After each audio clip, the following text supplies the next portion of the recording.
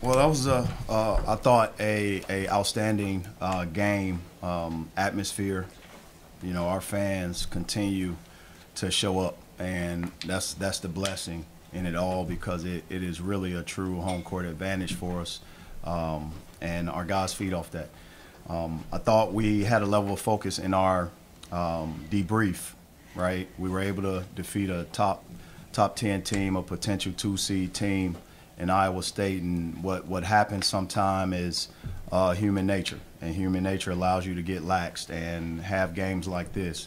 I didn't tell my team, but this is the first time we've beat LSU in how many tries? Lost 8 in a row. Huh? We've lost 8 in a row. I didn't share that with our guys, but I think that's an important understanding to the level of focus that our guys were able to play with. You know, ideally, we didn't have drop-off, and it showed with the level of focus that our guys approached the game with, but not only approached the game with, but started the game with. They had a level of energy. They had a level of jump. You know, it was some pep to their step, and, you know, that just went right back to our shooting and that confidence that these guys had to have 26 assists in a game and break that record is an unbelievable stat. It's a level of unselfishness that we're playing with and a level of confidence. I don't think we played a full 40 minutes. I think I didn't do a good job as a head coach in the last 2 minutes of the game, organizing the team, using the timeouts in the right way, and subbing the guys that needed to be subbed in, but also taking the guys that needed to be out. And I got to do better at that. But ultimately, my head's off, you know, to our team, and they did a great job. Coach, how have you seen Noah's leadership grow throughout the season? Well, Noah has, you know, been absent, so to speak, in the last, how many games? Yeah, so in my mind, we've been waiting for him to continue how he started.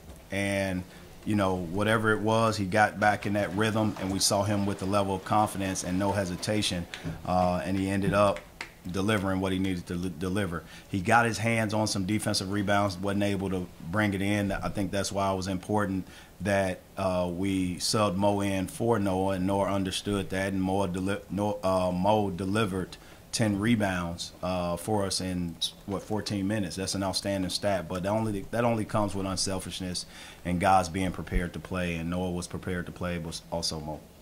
Dennis, you mentioned the 26 assists, but only 10 turnovers. Now, how do you feel about that ratio? I know you mentioned it's a big stat for you. Yeah, I'm upset that I put our team in a bad spot, and I gave us two of those last 2 turnovers was on me, and it should have been 8, 7 or 8. I just thought that ratio is an outstanding ratio. It speaks volumes to guys making the right passes, the right reads, but also playing a style of basketball that we want to play and doing it in an unselfish manner.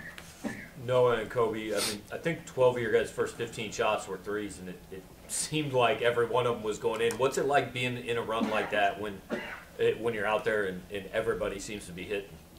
I'll start off by saying Kobe Brown can shoot the leather off the ball. I know the first shot he hit, I gave him a little flip back. He shot it. I was like, oh yeah, it's gonna be a good night. But it's fun when you can get in rhythms like that, and you know, just we play unselfishly, and you know, we got shooters on this team that can, you know, straight up shoot the ball. So it gets fun when we get in the rhythm like that.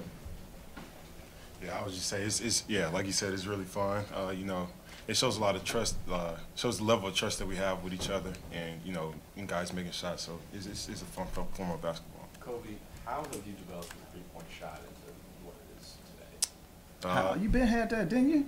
Why they? You know, it's all good. Come on, man. We had to rediscover it. Yeah. We had to rediscover it, and it was almost like we were fighting. Coach, you want me to shoot that? Yes, I want you to shoot that. But it started in March. It started in the first individual workout, right? That's when it started. Coach, so you saying you want me to shoot this? Yes, Kobe, I want you to shoot that. No hesitation. I will sub you out if I think you're not shooting the ball that you should shoot. Okay, that's how confident I want them to play. Go ahead and answer the question. I'm sorry. Man, I like you said, just the confidence that they instill. My teammates, coach, just the backbone you have, or I have. Just it's easier to shoot the ball when you have so much confidence behind you, and just reps, really, just reps, practice, routine. So it's a lot of things. Kobe, how has making guys sort of respect you from that range change things for the rest of your game? Man, it's changed a lot. It allows me to drive, allows me to get guys open easier. It just feels like everything comes a little easier because guys are stepping up and having to respect the 3-points. For both of you guys, what coach is talking about, telling you, I want you to take the shot, and you guys don't slow down, right? When a lot of teams might back off, you guys don't back off. Does it take a minute to kind of adjust to, hey, this is what he wants us to do? To play that fast and that aggressive for 40 minutes? I feel like, early on in the season, or I would say like June and July, last summer, it was kind of like, okay, we had to get used to it. We weren't so good at it. But now it's like second nature. We want to get the ball as fast as we can, and score as fast as we can, whether it's a 3 layup or anything. We just, that's all we know now. Yeah, second nature. I'll add to that. I think the end of the half is a demonstration of that, right? We talked about 2-for-1s, but it's almost like Sean East is hard to pull him back. And what we have to do better as a unit that's out there, all 4 of those guys should have been putting 2 hands up to Sean East and saying, whoa, whoa, whoa, whoa, 1-1-1. So right now it's in its infant stages, right? And that's the communication that we'll need so that everybody's on the same page. But as a head coach, it's hard for me to turn off that valve. And I want our guys to play at a pace. I want them to play with their instincts, no thinking, and just go out and give their very best. And, although someone may look at Sean East's shot as a bad shot, I can tell him, hey, just look at the clock next time. I still want you to take the same shot. We may not have gotten an open shot with 5 seconds on the clock. So it's one of those things where you have to continue to learn and watch, but you want your guys to play with that level of focus and confidence that they have been. Dennis, you've talked a lot about the middle 8 of games. How would you evaluate how your team did in that period tonight, especially responding to that run in the first half? With the beginning of the second, end of the first? Yes. I thought, LSU did a good job of figuring out how to slow the pace down, whether it was finding water on the floor or attempting to, make sure their shoes were tied and, different things like that. I thought they disrupted some things that they needed to disrupt. But ultimately, I thought our guys stayed with a level of focus in that time frame that allowed us to get a lead and keep a lead and also play with that lead. We played the entire game with the lead, 39 minutes. That is a difficult thing to do in any conference, and I commend our guys for being able to withstand runs against a good team. Kobe, late in the first half, you had 2 fouls, but you took that charge, and then you broke up that transition when you forced a jump ball. Just where's your defense come? I mean, everybody's focused on your offense for good reason, but where's your defense coming out? Just playing hard as often as I can, as much as I can. Just trying to help the next guy. I don't really look at it as like a getting better or anything. I just try to give more effort and do what I can to help. Kobe, tonight was you guys' 17th win, which I think is the most you've had in a season at Mizzou. What do you think has been the difference for this team this year? Just the trust between each other and the coaching staff. Just the connectivity. Just having fun with it. Like it doesn't feel like a job. I'm just here playing basketball and going to school. Sort of like high school, really. It's just fun. Yeah. Coach, kind of building on that, you guys are 14-0 and quad 2 through 4 wins. Kind of what do you attribute to being able to be that consistent against teams maybe in that region? The ability to still find things you can get better at, and also the accountability that our players have with each other. They coach each other as well as allowing our staff to coach them. I also love the fact that our staff do a great job of debriefing, but also preparing. And that's where games are won and lost as well.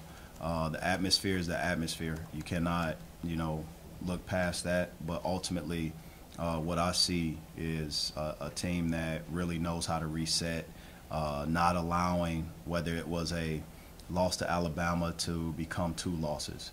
A team not allowing a big-time emotional victory out of conference to now distract us from refocusing on what we should, refocus on. It's going to be some tough games in the month of February. There's no doubt about it. No one is complacent with where they are, but I expect our team to reset and approach it like we're 0-0. Dennis, you had 5 guys with 3 assists or more, kind of two-part. I mean, do you see your guys taking more pride as it goes along in that part of the game? And with this many guys, who's the best passer on this team? I think it's by committee. And, again, our team is by committee. It's not one guy. I look at it as risk takers. The biggest risk taker we have is Sean East when it comes down to his passing. He's almost like a quarterback, and he's not afraid to EPA, early pass ahead. Kobe as well. Nick Honor in terms of the backdoor pass. He knew he had to take the risk because that was the play call, and he knew that Kobe was going to back cut. So ultimately being able to set those plays up, give our guys confidence to take the risk that they take. But, our guys play with an unselfish spirit. I think the best playmaker is Isaiah Mosley when it comes down to being able to see reads, whether it's a lob, a skip pass. He should have come away with 10 free throws, and I think he got frustrated tonight because those calls wasn't calls, and those are usually calls that he would get. But ultimately, he has to play through that, and I don't think he played through that. Obviously, if you get a shooting foul, you don't have the field goal attempt on your record, but he went 5 for 12. I thought he was 5 for 8 if he would have got those calls that he normally was able to get, and I thought we did play through the contact. Dennis, there are so many new staffs in this league. You got another one Saturday. Do you find yourself kind of measuring what your program is doing compared to any of those? Does that make any difference since there's so many new faces in this league? I tell my players all the time the biggest opponent is who? Ourselves. And we don't compare ourselves to anybody. I don't think you can live your life like that. That's not the right way. That when they become successful husbands, fathers, businessmen, even now, if you sit there and compare yourself to other people or other programs, you lose out on really the what's being taught in the journey, right? I want to be an introspective type of coach where we're always looking at ourselves, seeing how we can get better. We said all along our goal. You guys know my goal. You can complete my sentences, right? I'm not going to bore you with it. But by this time, you all know exactly what I'm about to say. These guys know the same. It's April 1st, April 3rd. That's been our goal since day one.